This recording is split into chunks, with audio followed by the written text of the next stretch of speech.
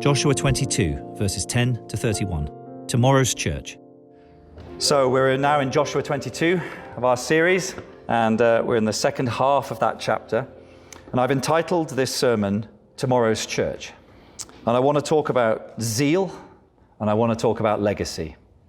It's really simple. My question is this: are you zealous enough? Do you love God enough to leave a legacy of godliness for tomorrow's church? Do you understand your effect over the future? Do you care? I want your heart to break at the thought of losing future generations. This is not something that many people think about, actually, at all. If you have children, you begin to think about it. Maybe, maybe not. But if you don't have children, do you think about it? Maybe, maybe not. So Joshua addresses these Transjordan tribes, as we call them.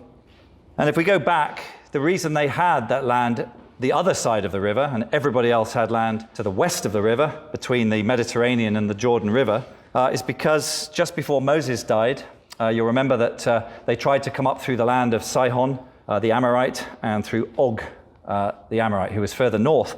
And of course, they came out to fight them. And God told Moses to utterly destroy them. Their time had come, their cup of iniquity was full. They'd had hundreds and hundreds of years to repent and turn to the God of heaven, who is plainly seen in the things that are created. But they did not. And so God came to bring the execution of their sentence. And all of that's in Numbers 21 and Deuteronomy 2 and 3, where it shows how they took that land from Sihon and from Og. Then the tribes of Gad and Reuben and the half-tribe of Manasseh came to Moses and said, "Oh, could we have that land? Because we've got tons of cattle and livestock, and it's really good for grazing." And Moses said, he was pretty angry at first, but then they said, "No, we will go over with everyone else and we'll fight, and then we'll go back." So Moses granted it to them on the condition of military assistance. Then Moses died, and Joshua, as we've seen, took everybody in across the Jordan into the land. So that's why these 2.5 tribes had land the other side and everyone else had land on the west. So after 7 years of fighting shoulder to shoulder with the warriors of Israel, these 2.5 tribes, warriors, 40,000 of them, said, "Yep, it's peaceful now. Can we go back to our families?"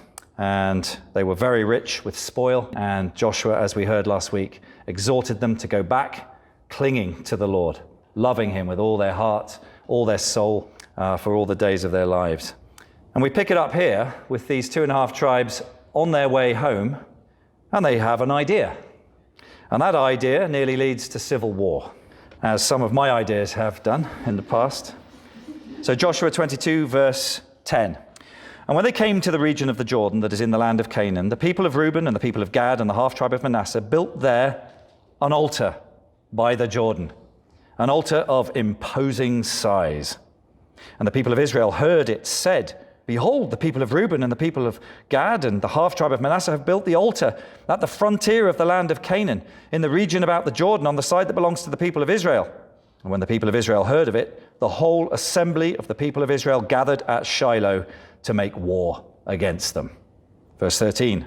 "Then the people of Israel sent to the people of Reuben, the people of Gad, and the half-tribe of Manasseh in the land of Gilead, Phinehas, the son of Eleazar the priest, and with him 10 chiefs, one from each of the tribal families of Israel, every one of them the head of a family among the clans of Israel. And they came to the people of Reuben, the people of Gad, and the half-tribe of Manasseh in the land of Gilead, and they said to them, 'Thus says the whole congregation of the Lord, what is this breach of faith that you have committed against the God of Israel, in turning away this day from following the Lord by building yourselves an altar this day in rebellion against the Lord? Have we not had enough of the sin at Peor, from which even yet we have not cleansed ourselves, and for which there came a plague upon the congregation of the Lord, that you too must turn away this day from following the Lord? And if you too rebel against the Lord today, then tomorrow he will be angry with the whole congregation of Israel. But now, if the land of your possession is unclean, pass over into the Lord's land, where the Lord's tabernacle stands, and take for yourselves a possession among us. Only do not rebel against the Lord or make us as rebels, by building yourselves an altar other than the altar of the Lord our God? Did not Achan, the son of Zerah, break faith in the matter of the devoted things? And wrath fell upon all the congregation of Israel, and he did not perish alone for his iniquity. Then the people of Reuben, the people of Gad, and the half-tribe of Manasseh said in answer to the heads of the families of Israel, the mighty one, God, the Lord, the mighty one, God, the Lord, he knows, and let Israel itself know. If it was in rebellion or in breach of faith against the Lord, do not spare us today for building an altar to turn away from following the Lord. Or if we did so to offer burnt offerings or grain offerings or peace offerings on it, may the Lord himself take vengeance.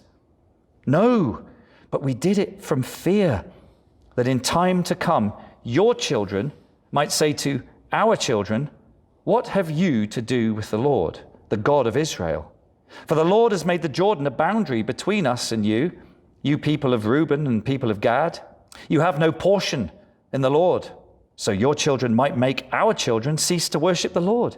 Therefore we said, let us now build an altar, not for burnt offering nor for sacrifice, but to be a witness between us and you, and between your generations after us, that we do perform the service of the Lord in his presence with our burnt offerings and sacrifices and peace offerings. So your children will not say to our children in time to come, you have no portion in the Lord. And we thought, if this should be said to us or to our descendants in time to come, we should say, behold, the copy of the altar of the Lord, which our fathers made, not for burnt offerings, not for sacrifice, but to be a witness between us and you. Far be it from us that we should rebel against the Lord and turn away this day from following the Lord by building an altar for burnt offering, grain offering, or sacrifice, other than the altar of the Lord our God that stands before his tabernacle. When Phinehas the priest and the chiefs of the congregation, the heads of the families of Israel who were with him, heard the words that the people of Reuben, the people of Gad, and the people of Manasseh spoke, it was good in their eyes. And Phinehas, the son of Eleazar the priest, said to the people of Reuben and the people of Gad and the people of Manasseh, today we know that the Lord is in our midst, because you have not committed this breach of faith against the Lord. Now you have delivered the people of Israel from the hand of the Lord. Then Phinehas, the son of Eleazar the priest, and the chiefs returned from the people of Reuben and the people of Gad in the land of Gilead to the land of Canaan, to the people of Israel, and brought back word to them. And the report was good in the eyes of the people of Israel. And the people of Israel blessed God and spoke no more of making war against them to destroy the land where the people of Reuben and the people of Gad were settled. The people of Reuben, the people of Gad, called the altar Witness. For, they said, it is a witness between us that the Lord is God. So there's just two things I want to pick out from all of this, really. And I want to talk about zeal, and I want to talk about legacy. Are you zealous enough? Do you love God enough to leave a legacy of godliness for tomorrow's church? So the first thing, does the zeal of God's name consume you? If so, I promise you one thing, Satan will come to create division and misunderstanding where God's people dwell together in unity. That's one thing that will happen, and we see this here in Joshua 22, potential civil war. So first, does the zeal of God and his name consume you? Zeal, how do we define that word? Well, it's ardor, passion, ardent love, fervor, eagerness, even anger, jealousy, rivalry, zeal. It can refer to the color that the face can become when flushed with emotion in the Hebrew. Number two, if you do have the zeal of God consuming your heart, what godly legacy are you leaving for A, future generations, and B, for everyone God has brought into your life? Or will it be said of your children or those you have mentored, there arose another generation after them who didn't know the Lord or the work that he had done for them? And if the zeal of the Lord doesn't consume your heart and you're not on fire for him, then I want you to choose today whom you will serve and where your treasure will be. So it's a long passage, this, that I've read, so I'm going to jump around a little bit in it and just pull out some threads one at a time. So the first thing we see here is division. We see potential war. Verse 12 says, and when the people of Israel heard of it, the whole assembly of the people of Israel gathered at Shiloh to make war against them. This is pretty serious. So why the big deal? Well, you need to have read Leviticus and Deuteronomy to know why it's such a big deal. So get into the Bible. Learn the Bible. Leviticus 17, verse 8. says this, and you shall say to them, any one of the house of Israel or of the strangers who sojourn among them, who offers a burnt offering or sacrifice and does not bring it to the entrance of the tent of meeting to offer it to the Lord, that man shall be cut off from his people. You couldn't just do it anywhere. You had to go to where God was living, God was dwelling. And then in Deuteronomy chapter 12, verse 4, it says this, you shall not worship the Lord your God in that way, with idolatry, but you shall seek the place that the Lord your God will choose out of all your tribes to put his name and to make his habitation there. There you shall go, and there you shall bring your burnt offerings and your sacrifices, your tithes and the contribution that you present, your vow offerings, your free will offerings, and the firstborn of your herd and of your flock. Okay, well, what was the punishment for not doing this, apart from being cut off from your people? Well, it goes further. Deuteronomy chapter 13 gives us the punishment for doing this. Pretty severe. Verse 12.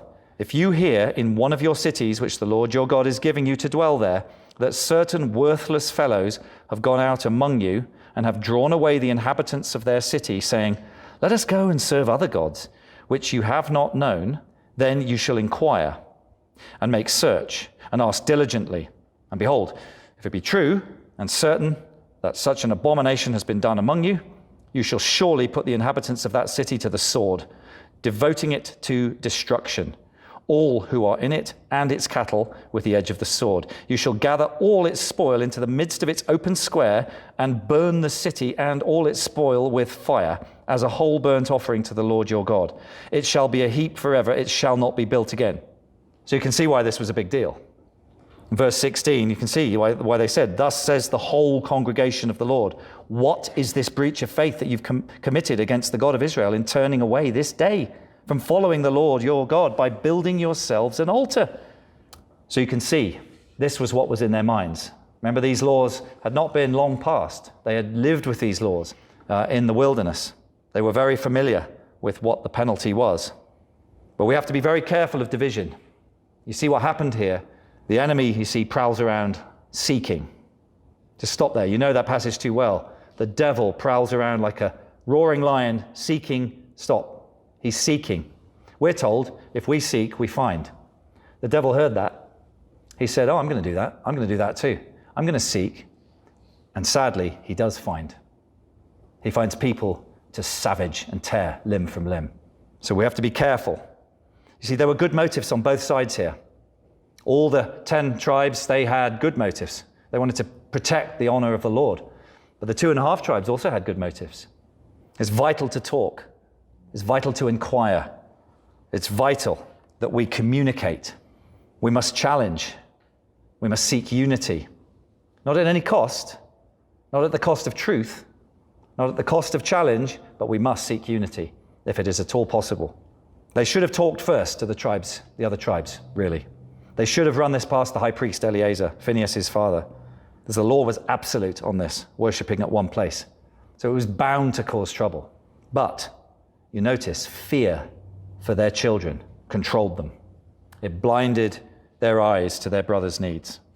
Verse 24 says, we did it from fear, that in time to come, future-proofing, firefighting, building castles, your children, whom we don't even know, might, potentially, possibly, could, maybe, say something bad, maybe, to our future kids, who may not even be born yet. It could all happen.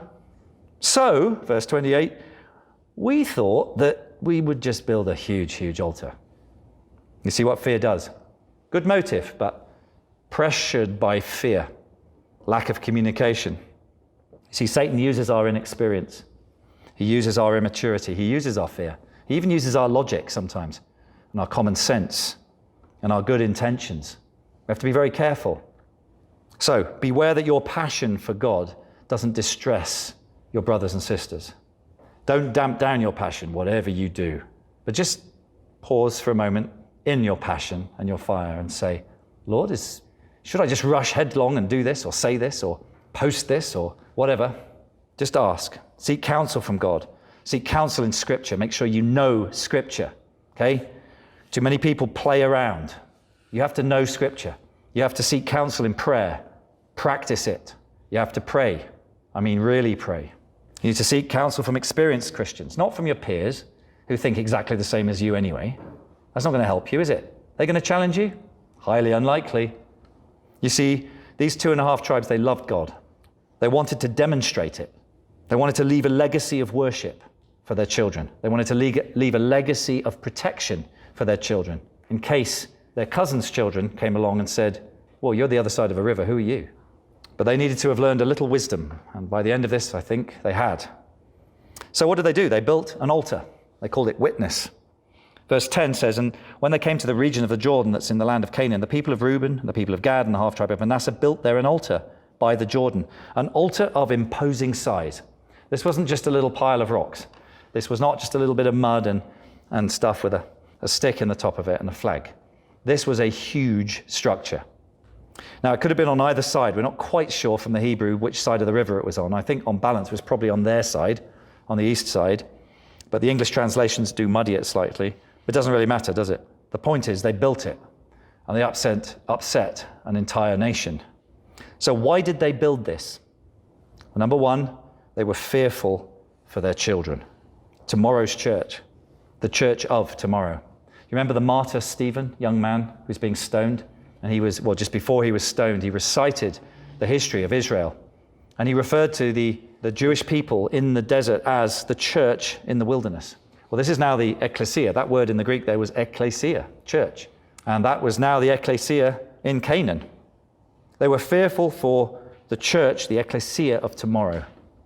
Verse 24 says, we did it from fear, that in time to come your children might say something to our children. And that thing might be, what have you to do with the Lord, the God of Israel? This terrified them. That's forward thinking.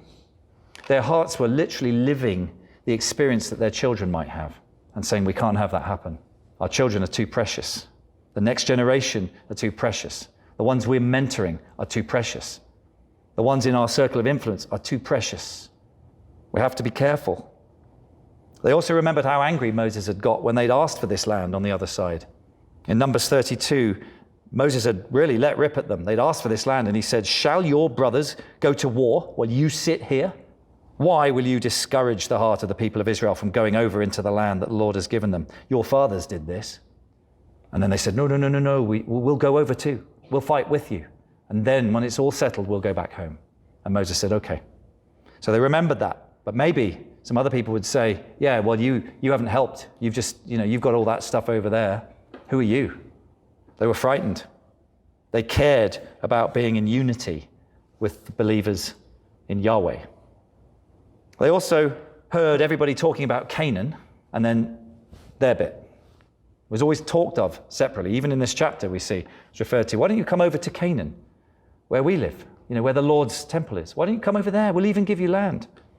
So they felt a sense of potential isolation. They didn't want to be outside that covenant relationship. This was really important to them. It mattered. And this is even though Moses had given them the land, even though they knew the Lord had given this land by command through Moses. They knew it. Yet there still was fear in their heart that in time to come, things might turn. They'd seen it in Egypt, remember the history? There arose a Pharaoh who didn't know Joseph, and he began to deal hardly with the people. This happens all the time. Human beings forget. That was the first reason. They were fearful for their children. The second reason I think they built this altar is because they were zealous to show unity. And they were zealous to show worship of God. Verse 34, right at the end there, it says, they called the altar Witness. For, they said, it is a witness between us that the Lord is God. These people were worshippers of God. They weren't mucking around. They were serious. Verse 26, therefore we said, let us now build an altar, not for burnt offering nor for sacrifice, but to be a witness between us and you, and between our generations afterwards, that we do perform the service of the Lord in his presence, with our burnt offerings and sacrifices and peace offerings. So your children will not say to our children in time to come, you have no portion in the Lord. That terrified them. It's not them they're talking about. It's another generation they're talking about. This is how much they cared. Those coming behind. Verse 22 says, if it was in rebellion or in breach of faith against the Lord, don't spare us today for building an altar. Verse 29, far be it from us that we should rebel against the Lord and turn away this day from following the Lord by building an altar for burnt offering. They were very, very, very careful. They were zealous for the Lord. They loved him. They wanted to worship him. They also trusted that God knew their hearts. This is really interesting. They knew God knew their hearts and that they served him only. It says in verse 22, the mighty one, El, God, Elohim, the Lord, Yahweh, the mighty one, God, the Lord. He knows our hearts. And you, all of Israel, need to know too.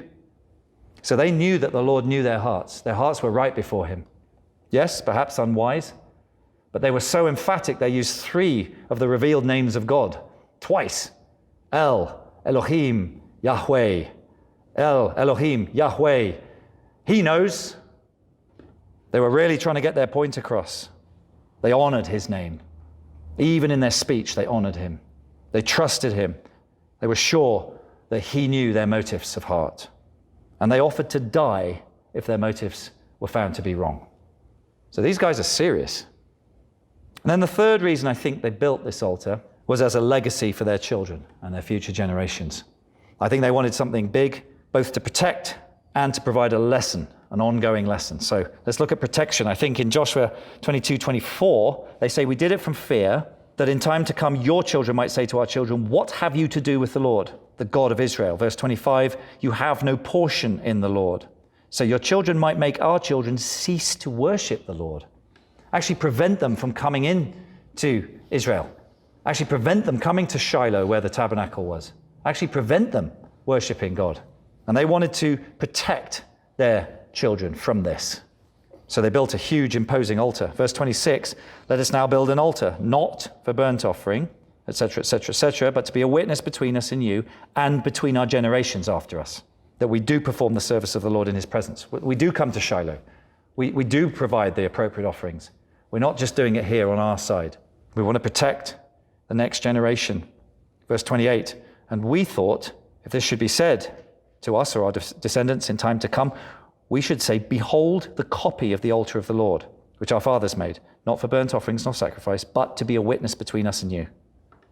They were so careful to protect the next generation, the people they were responsible for mentoring and encouraging. Are you that careful? Do you even think about the next generation of believers who might be the church of tomorrow? I'm not just talking about children. You may have children yourself. You may not have children yourself. Maybe you mentor your nieces and nephews. Maybe you are a potential voice in your family somewhere, or those at work. Do you think about that generation and whether they'll be kept protected from the devil who will come and say, no, you have no place in God. You have no part in him. We need to be concerned. Then the second legacy I think they left is as an ongoing lesson. It's an example for their children and their generations. It was of imposing size. It was a replica of the altar at Shiloh. It was named Witness. They actually gave it a name so that they wouldn't forget. Listen, kids, this is why it's called Witness. This is a witness that you are part of the covenant. You are in relationship with Yahweh. You're not outside just because you're across the river. And their whole attitude in setting this example for their children and their children's children was right. Their attitude was good. Remember, Joshua had said to them back in verse 3 of chapter 22, he said, you have not forsaken your brothers these many days down to this day, but have been careful to keep the charge of the Lord your God. Verse 5, so love the Lord, cling to him with all your heart, with all your soul. That's the exhortation he gave them. He acknowledged that they'd been faithful. Reminds me of Matthew 25, where Jesus, he says, in that day, the master said to him, well done, good and faithful servant. You've been faithful over a little, I will set you over much. Enjoy or enter into the joy of your master. And Paul says in 2 Timothy, doesn't he, I fought the fight, the good fight. I have finished the race. I have kept the faith. It's like these guys had kept the faith. And now it's a little miniature allegory of they'd lived their life for God. And now it's time to enter into his presence for eternity, back across the river, and to enter into their rest. It's a beautiful little thing there. But you know, they'd fought with their cousins so that they could leave an inheritance for their children and their children's children, so that there would be peace in the whole region and that they could leave an inheritance. We're called to fight for each other, you know. How do we fight for each other? They didn't say fight with each other. They said, how do we fight for each other? We're called to forbear with one another. We're called to be patient and gentle with each other's foibles and annoying character traits, which we all have. And you're bound to annoy somebody. But we have to learn to fight for each other and the unity of the Spirit. How about forgiveness? Forgiveness is a fight. You know, if someone wrongs you, we need to forgive quickly, swiftly. Go and communicate, talk, sort it out. Let's not have a civil war. Let's not do that. Let's not give the devil any place. How about prayer? We need to fight and pray for one another. We need to wrestle with the Lord for those who are sick, those who are struggling, those who are facing financial challenge. We need to pray for one another. How about kindness? You might be in a leadership position or a position of responsibility. Well, just remember that you also have a master. Be kind, be gentle. Verse 22, they said here in Joshua 22, the mighty one, God the Lord, the mighty one, God the Lord, he knows. And let Israel itself know, if we have rebelled or disobeyed the Lord, don't spare us today. They just wanted their kids to hear this. They wanted those who were watching to hear this because their hearts were true. They were teaching watching children that God judges the motives of the heart and the love of the heart. They were teaching a whole nother generation this. Kids, listen, we stand before a real God. He knows the motives of our hearts. And we have just declared to our cousins, you may kill us if our motives are wrong. The kids watched and went, wow, this was serious. So this is why I think they built the altar. It was huge. It was a replica. But the wonderful thing is at least they had fear that their progeny might be excluded from the covenant. I see too many parents who have no fear. Just don't seem to care. They're negligent. I see people whom God has given to people to care for, to mentor, to share the gospel with, and they're negligent. They don't care. There's no imposing, obvious declaration in their life that they are worshippers of Yahweh that can be seen for miles. It's not there. You wouldn't even know. You see, they longed that their generations would also worship God. But sadly, it wasn't long before Judges 2 describes a situation. This is the next book of the Bible. There arose another generation after them who did not know the Lord, all the work that he had done for Israel. How is this possible? How could this be? Maybe their immediate kids really got it, but somehow their kids did not pass that on. They just told them maybe stories. You know what? Kids in church don't need stories. They don't need enticing words of people's wisdom. They need the demonstration of the Spirit and power. That's what they need. See, we don't play. This isn't some little tin pot God. This is El. This is Elohim. This is Yahweh. He is the God of all creation. He is the God of all the principalities and powers. He is the God of everything above and under the earth. He is the God of the ages. He always was. He has no beginning. He has no end. He is I am. And yet, we're negligent. We think that our children need stories. They need fire. They need zeal. A zeal that consumes us. They need love, the love of God. They need relationship with God for themselves. That's what they need. We bring up children all the time in Christendom to know all about God. Get them to 14, 15, 16, 17, and they're out.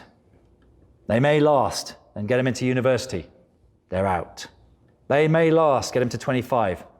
Crisis of faith, they're out. Why? Because they never knew God for themselves. They never had a relationship with him. They never saw his power move once in church. They never saw lives utterly transformed, impossibly transformed by the power of God. They saw people doing their best to transform other people. But they never saw the power of the Spirit in demonstration. There has to be demonstration. So that's why I think they built this altar.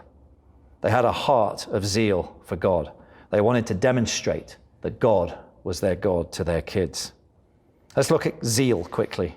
Verse 13, then the people of Israel sent to the people of Reuben, the people of Gad, and the half-tribe of Manasseh in the land of Gilead, Phinehas, the son of Eleazar the priest, and with him 10 chiefs. Verse 16, thus says the whole congregation of the Lord, what is this breach of faith that you have committed against the God of Israel? The whole country was represented in this delegation. That's unusual. An entire country was represented. And they spoke on behalf of the entirety of Israel, who had gathered for war. And these boys were veterans now. This would have been a very, very ugly civil war. These were warriors. These were people who had done exploits. And they were led by a man called Phinehas, a man of zeal. He was famous in Israel, very famous, for his bravery, his loyalty to God, his jealousy for God's name. He was quite something. Verse 17, have we not had enough, they said, of the sin at Peor, from which even yet we have not cleansed ourselves, and for which there came a plague upon the congregation of the Lord, that you too must turn away this day from following the Lord? And if you too rebel against the Lord today, then tomorrow he will be angry with the whole congregation of Israel. Okay, so what on earth was the sin at Peor? Well, the Baal of Peor was a Canaanite deity. There were many Baals. They were lords. Baal means lord. And the Baal of Peor means the Lord of openings. This was potentially some 8 years earlier, we think. We think it was 8 years earlier. It was very fresh in Phinehas' memory, very fresh in these men's memory. It's recited in Numbers chapter 25. And Phinehas, he was the hero of zeal. He was the hero of that story. So they just destroyed Sihon and Og, as I told you earlier, under Moses. So Moses was still alive. We're going back in time now. And so the Moabite king, these were descendants of Lot, King Balak, he hired an evil prophet called Balaam. And he hired Balaam to curse Israel because he saw them marching up towards the north, taking out these other huge empires. And he thought, yikes, I'm going to get this evil prophet to curse them. I'll pay him good money. But Balaam couldn't curse them. And just a side note here, if you think there are generational curses on your life and you are a child of God, you are deceived. No one can curse a child of God except God himself, and he will never curse his child. So Balaam could not curse what God had blessed. So what does Balaam do? He recruits the Moabite women and the Midianite women to go in and seduce the men of Israel to come and worship their altars, worship their idols. And sadly, he succeeds. So his frontal assault failed. I'm just going to curse them to their face. Up on a mountain here, look at them all there in the valley, just going to curse them. Couldn't do it, didn't work. So he tried the back door. Sounds familiar, doesn't it? Sounds like one Satan, one devil that we know. And the doctrine of Balaam is referred to in Revelation 2. The dear church at Pergamum is told that there are people amongst them who have the doctrine of Balaam. 2 Peter 2 mentions it. Jude, verse 11, mentions Balaam. And this doctrine of Balaam is to show people how to seduce others to sin. There have been times in my children's lives when some of their non-Christian friends, quotes, at school, have set themselves to cause them to go into the most heinous sin they can possibly get them into. And they've told them. They've said, we've actually set ourselves to get you to go into sin. That's Balaam for you. Same spirit. It's the compromising of convictions for the sake of popularity, money, sexual gratification, personal gain, whatever it might be. This is what Balaam was like. This is his doctrine, and it's in churches. So he tried the back door. And it says of these men of Israel that they yoked themselves to the Baal of Peor. They actually lashed their necks to this filthy, vile, degraded demon. The Lord of openings. Don't you open your life to Satan. Don't you open your life to sin. Don't do it. It's only a little sin, Lord. Don't let him in. If you let him in, he will ravage you. And guess what? God will let him, because God is a good father, and he will let your sin bear some consequences to teach you. Don't do it. It hurts. And 24,000 men died in the plague because they slept with these Midianite and Moabite women. Temple prostitution, the vilest of sorts. Plus those who were publicly executed at Moses' command. He told the leaders, you come here to the tabernacle, we're going to stand in front of it, and we are going to execute all the men that have done this. But God had already got there first. 24,000 had died in a plague, and it was ripping through the camp. Verse 17 of Joshua 22, they say, from which yet we have not yet cleansed ourselves. Even yet we have not cleansed ourselves. So there were still some people in Israel who hankered after the Baal of Peor. There were still people in Israel who were probably secretly practicing it. But look at this in Numbers 25. A younger man called Phinehas. Same Phinehas. Numbers 25, verse 6. Then an Israelite man, they're all standing, remember, in front of the tabernacle now with Moses, the elders. They're weeping. The plague is ripping through the camp. They're executing these evil men. And right then, an Israelite man brought into the camp a Midianite woman, right before the eyes of Moses and the whole assembly of Israel, while they were weeping at the entrance to the tent of meeting. When Phinehas, son of Eleazar, the son of Aaron, the priest, saw this, he left the assembly. He took a spear in his hand and followed the Israelite into the tent. He drove the spear into both of them, right through the Israelite man and into the woman's stomach. Then the plague against the Israelites was stopped. But those who died in the plague numbered 24,000. The Lord said to Moses, Phinehas, son of Eleazar, the son of Aaron, the priest, has turned my anger away from the Israelites, since he was as zealous for my honor among them as I am. Since he was, I did not put an end to them in my zeal. Therefore tell him, I am making my covenant of peace with him. He and his descendants will have a covenant of a lasting priesthood, because he was zealous for the honor of his God and made atonement for the Israelites. Wow. He had the same measure of zeal for God's honor as God did. That's what God said. Do you have that? Does it deeply grieve you when you hear people taking his name in vain? Does it deeply trouble you when you see children renouncing their faith, when you see people so-called deconstructing their Christianity because they never knew the God of Israel in the first place? Had they known him, they wouldn't have departed. Does it grieve you? Does the zeal of God's name consume you? Does the zeal of this next generation coming up that we're losing left, right, and center by telling them, yeah, you made a decision at camp, you filled in a card, you're going to heaven, you're cool, don't worry. Does the zeal of God burn in your heart for those kids? Psalm 106, verse 31, says this of Phinehas: it was counted to him for righteousness to all generations forevermore.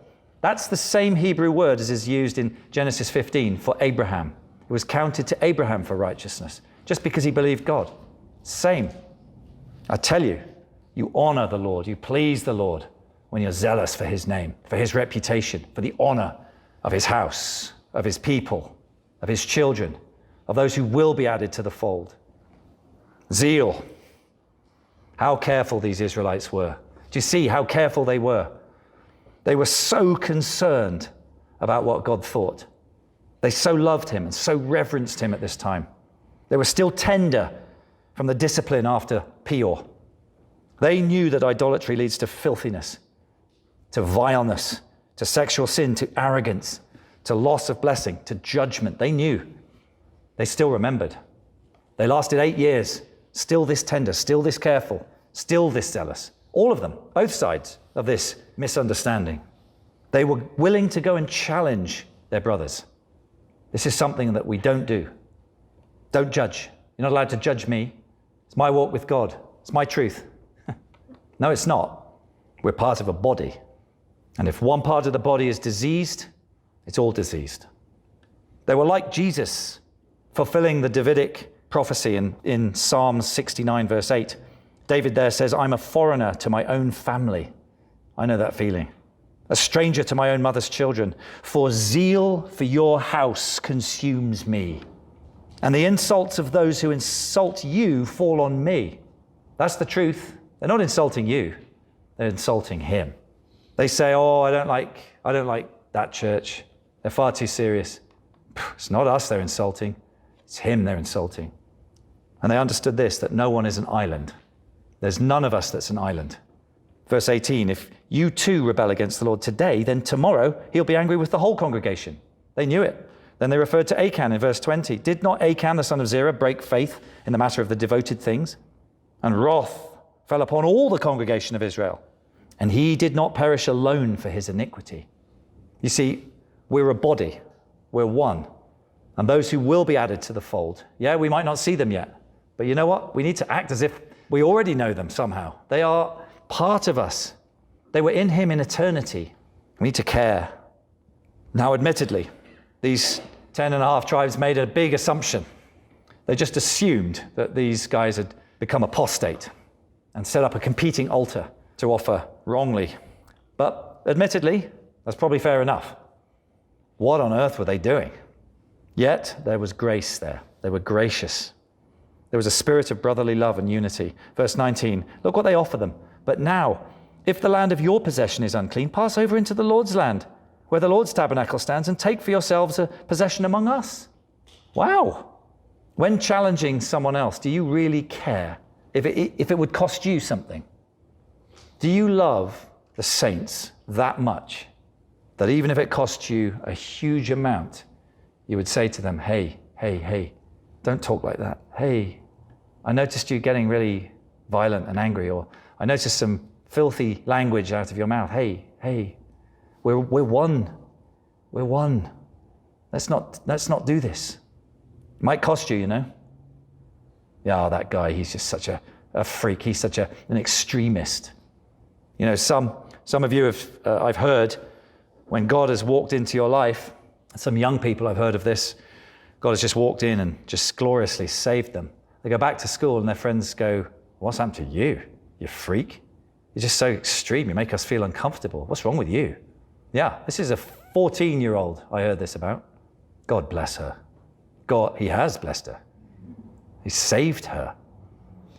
Now that spirit is at enmity with her spirit. It's inevitable. It can't be otherwise. So what if it costs you all your friends? Well, guess what? They weren't your friends. So you've lost nothing. There's a beautiful example of church discipline in the Old Testament. Brotherly grace, brotherly love, coming to say, hey, there's something wrong here. We need to make diligent inquiry, just as Moses commanded us. We're going to check this out. And if this is wrong, if this comes up the wrong way, we are going to have to destroy you all and burn your cities. And we're going to do it because we love him and his holiness. We're zealous for his name. They were thinking of the next generation too. They could not have this in Israel. They didn't want God to come and destroy the nation. Restoration, that's what they sought. Do you seek restoration? Someone's done you wrong. Do you seek restoration at all costs? Maybe they won't repent. Well, fine, then you can't be restored with them. But do you seek restoration? Is that your heart? Not like Jonah.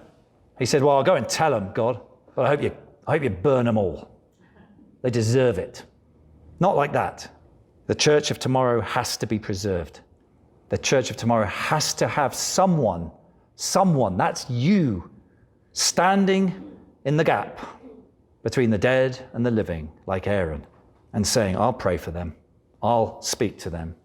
I'll tell them the truth, whatever it costs me. There's a zeal that only comes from knowing God, actually knowing God for yourself. There's a passion for God. There's a love for God. And this governed their actions.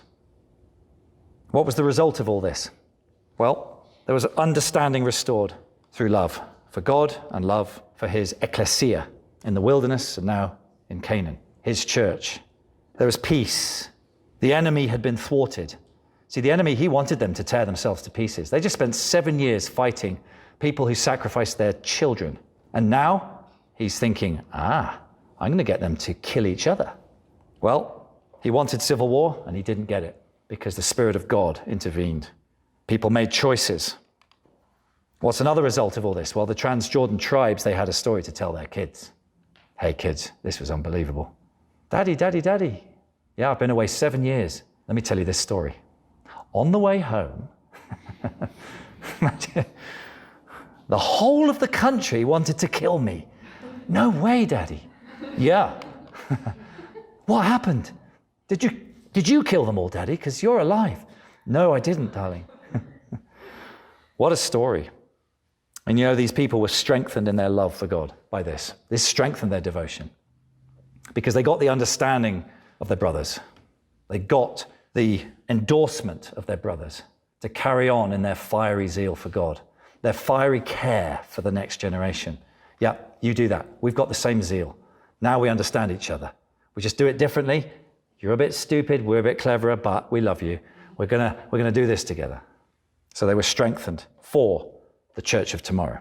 And now they're a bit wiser. And then they called the altar witness, for they said, it's a witness between us that the Lord, Yahweh, is God. He is God. He is our God. And we and our generations, as famously Joshua will say, as a spoiler, 2 chapters' time, as for me and my house, we will serve the Lord. It wasn't just him. So we see here Joshua's efforts over 7 years to establish the fear of the Lord, unity, a carefulness, a love for God. Joshua had been so careful with this. For 7 years he'd led them. And to great effect. How wonderful would it be after 7 years of us journeying together as a church that we still had the same zeal and fire that these guys did after 7 years. Are you that tender? Are you? Are you that careful with the callings of the Lord? Are you that delicate? Do you walk that softly before the Lord? Especially when you consider your example to tomorrow's church. Are you that careful to please the God who saved you? You see, the mark of true love for God is love for his people, love for others. You see, there was no hint of belligerence in these 2.5 tribes, was there? You know, they didn't get aggressive and say, hey, shut up. That's not our motive. How dare you? Do you want to fight? That's not what they said. They'd been Irish. That was what would have happened. I love the Irish. That's not what they said. There was no hint of this. There was no hint of this in Phinehas or the delegates that came with him. I mean, they were pretty straight, but it's like they were prepared to listen. There was a carefulness there. They were humble. They were soft. They cared about God's name, not about their own situation. These 2.5 tribes didn't say, hang on a minute, you're falsely accusing us. How dare you? We are affronted. There was humility, and that's what we need. They were only keen to show alliance with Israel. That's what they wanted. Their determination was to worship Israel's God forever. They didn't ever want to be shut out of communion with God or the civic life of Israel or the blessing of God. They were absolutely fixed on this. They wanted to love each other. They didn't want to fight. We're one people. We worship one God and we serve at one altar, of which this one here is a replica. We're not doing our own thing. There was absolute concern for their children and those they influenced, those who will inherit whatever legacy they were going to leave. Absolute concern. Their biggest fear, this sums it up, that their children would have no portion in the Lord. What if our children, those of you who've not had children yet, when you have children, if you have children, your biggest concern should be that the Lord becomes their portion, that they know him for themselves. I am so brokenhearted at telling children stories and never ever introducing them to the great God. And then they even offered to share land. You know, there's such love and unity here. There's a mark of true love for God. So what action should we take from all this? Well, I think in terms of zeal, let the zeal of the Lord's house eat you up. Let it consume you. Let it preoccupy you. Let the zeal for this wonderful God. Can you see him? Think on him now. Think on his wonders, his greatness, his love, his person, his character, his attributes. Think of his offices, his great offices, to whom all judgment has been given and every knee bows. And there is no greater name. Think of him. Think of him. Let the zeal of his house eat you up. The ardor, that passion, that ardent love, that fervor, eagerness, even anger and jealousy. Zeal. Let your face change color. Flush with the zeal of the Lord's, just like Jesus's did when he turned over some tables. Are you clinging to God? Are you loving him with your whole mind, heart, and soul and body? With all of your body? Or do you dabble with sin? You can't. Don't do it. Zeal. Will you create a huge memorial in your life that can be seen for miles? Will you do that? Will you say, yeah, I'm not going to hide this torch under a basket. I'm going to set it on a hill. We don't put lighthouses in valleys, do we? We put them on the rocks right next to the coast because men and women are drowning. They're being lost at sea. They're caught in the turmoil of humanity, ever restless, churning, foaming waves of sin and shame. That's where we should have our lighthouse. Do you care? Don't be ashamed of the gospel with your co-worker. Just forget what you think about yourself. Just say, whoa, I have to tell this person. And if I just tell them the truth, I believe the Holy Spirit will do the work. It's the power of God to salvation. Where is this zeal from? It comes from love. That's where it comes from. Phinehas loved God. That's why he did what he did. It comes from reverence of God. There has to be authentic fire in your life, authentic fire. I see people whipping up excitement all the time. Hey, so good. We're so excited. It's amazing. Oh, wow. We're so glad you're here. It's nauseating. Where is the zeal?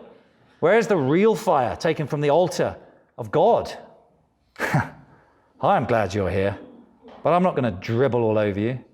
I am delighted you're here. I love you, but I love you with a zeal, a fire that's strong enough to tell you, follow him, love him. We haven't got time for games. Nadab and Abihu, Aaron's eldest two boys, they made their own fire and they offered it before the Lord with their own incense, completely in breach of the law. And God consumed them with fire.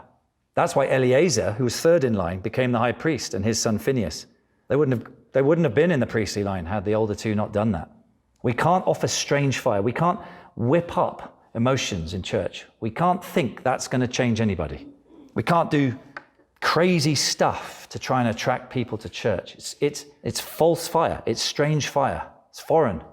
The real fire that attracts those whom the Father's drawing, is the fire that comes from the altar of heaven. Those who are set on fire of God, they are the ones who can speak with the power of the Spirit. They are the ones who can speak into a life, and God's Spirit works through them. The river flows out of their belly straight into that other person's heart. That's what I'm talking about. We have to demonstrate the Spirit and power and not just talk. So that's zeal. What about legacy? What action can we take on legacy? Well, without the zeal, you will leave no legacy. I promise you that. You just leave religion. And religion, it either makes people more religious, or it makes them turn against everything. That's what it does. So get your zeal first, and then Proverbs 13:22, a good man leaves an inheritance to his children's children. That's not just money. Do you know what? They don't really need your money. You say, well, I haven't got any money. Good. Leave them God. Leave them God. Leave them godliness as your inheritance, as your legacy. Well, who's good? Am I a good man? Are you a good woman? Well, there's none good, save God, said Jesus. But thank God we've now been justified by his blood. We've been made good, imputed to us his goodness. There are those, who've washed their robes and made them white in the blood of the Lamb. We've done that. And there'll be those who come out of the great tribulation who've done the same. The Great Commission starts in your house. That's where it starts. Step up, level up. The Great Commission starts in your house share, starts in your home. That's where it starts, around your kitchen table. Challenge your children. If you have children, challenge them. Say, well, they're a bit older now. Challenge them anyway. Pray that the power of the Spirit will go in and convict of sin. Don't put up with sin in your house. I tell you, just a tiny bit of yeast works its way through the entire lump of dough. Don't let it breathe. Weed it out. Don't live with sin in your home. Be zealous for the temple of God. That's your body. Be zealous. God spoke to me. I was looking at Gideon one day, just little, toddling around, and I suddenly realized that I was looking at something that was so incredibly precious, and I had the stewardship of that. Same for Danny. She was three by then. And God showed me that a child is like a soft tablet of clay, and you can write on them. You can write things on their life. But there comes a time when the clay hardens. It's not so easy to write on then. So you have a window, whether it's your own children, whether it's your niece, whether it's your grandma who is near death, whether it's your colleague, you might not see your colleague again. You've got a window where you can write onto their life. And God willing, they'll be part of the church of tomorrow. So it starts in your home, but it also starts with those God's put in your circle of influence. What action can you take on legacy? Look around. Who has God put in your life that you should be an influence to, that you can be an influence to? Yeah, but things are a bit rough in my own life at the moment. Zeal for his name. Go and speak. Or will it be said of your children and those around you that you should have been mentoring, there arose another generation after them who did not know God. They didn't know the work he'd done, and they did evil in his sight. So simply this, are you zealous enough for God? Do you love God enough to leave a legacy of godliness for tomorrow's church? Do you? Do you have a heart for it? We can't lose them. We can't lose them. If you're in youth work, you're involved with youth, I tell you, maybe I should be a youth pastor because it breaks me. It breaks me. They told me at 12, you're good to go. That's what they told me. We baptized you, you're fine. You've made a decision, you're okay. And I was not. I was hellbound. Had I died between 12 and 15, I'd have gone to a Christless eternity. Yes, I would. But thank God, by his grace, he walked into my life when I was 15 and he saved me. But they told me I was okay. So speak, say, determine, I will leave a legacy. Everyone in my sphere of influence, I'm going to leave a legacy with them. I met a woman in Costco the other day and she said, oh, you're English? I said, yeah, I'm English. She was English. She said, oh, what brings you to Canada? So you have a choice, don't you? Oh, well, you know, it's a great country, I like a bit of skiing. Or you can just tell her, which I did. God told us to move to Canada. And her eyes went as big as, like, plates. She went, oh, wow. I said, yeah, amazing. And I said, now I'm a pastor. She said, really? Oh, that's very good, she said. That's very good. She wanted to get away from me and go behind the pajamas as fast as possible. But we have a choice in those moments, don't we? Okay, some of you have spoken to me about this. You say, I missed an opportunity. Good, go back. God's gracious, go back and say, do you know when we were talking the other day, I neglected to mention that the God of all the universe lives inside me and he wants to get your attention. They'll go, what? Just tell them. We can't lose them. And you don't know who the Father's drawing. So speak, share the gospel. Be zealous for the Lord and his name and leave a legacy.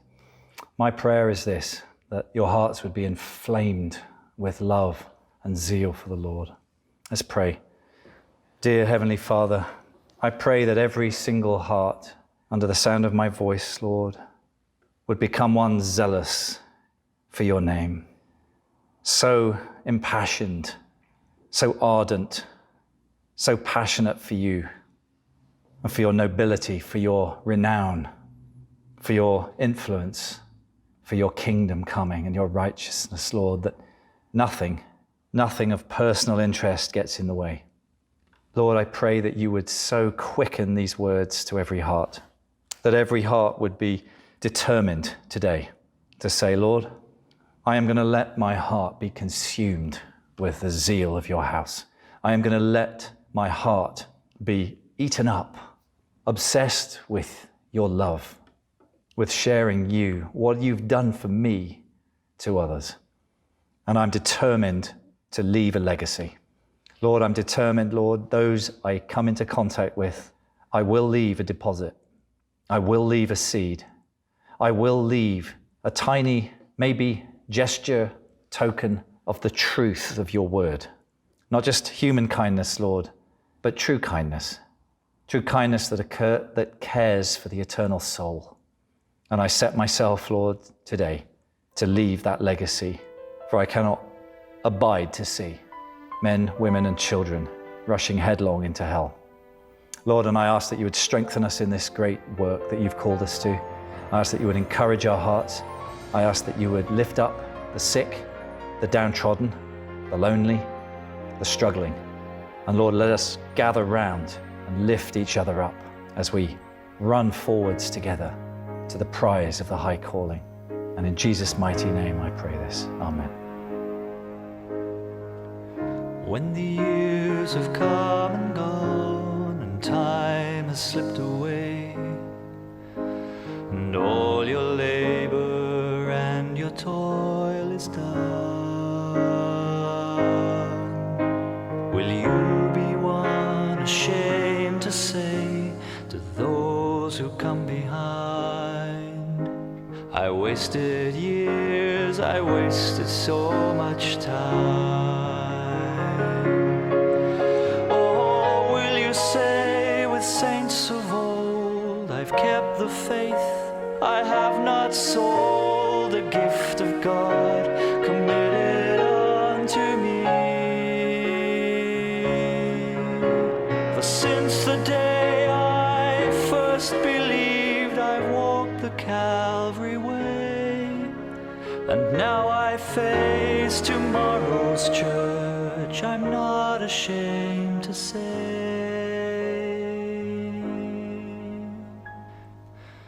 Love the Lord as I have loved Him.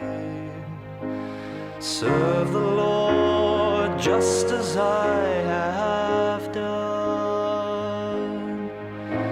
And honor Him with all your substance just as I have laid it down. And run with all your strength as I have run.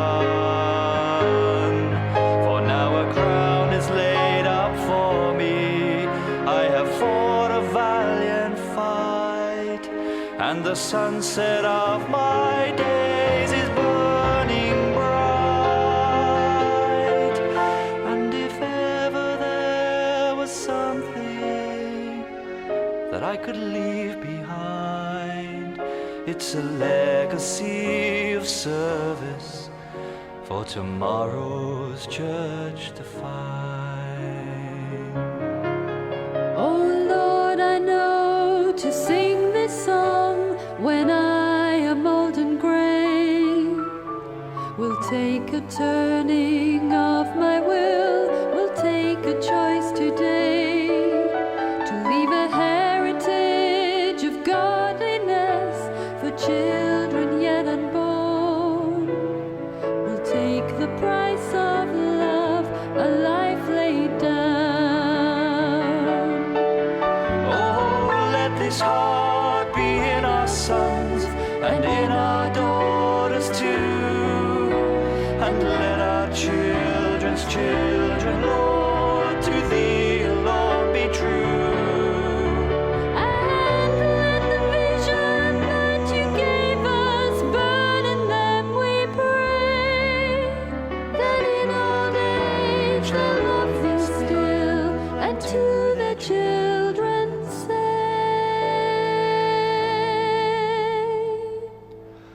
love the Lord as I have loved Him.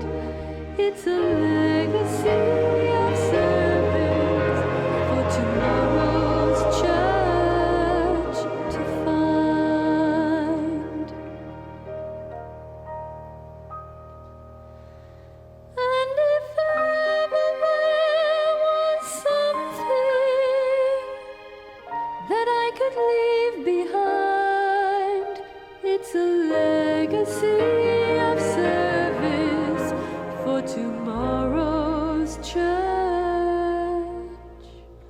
to find.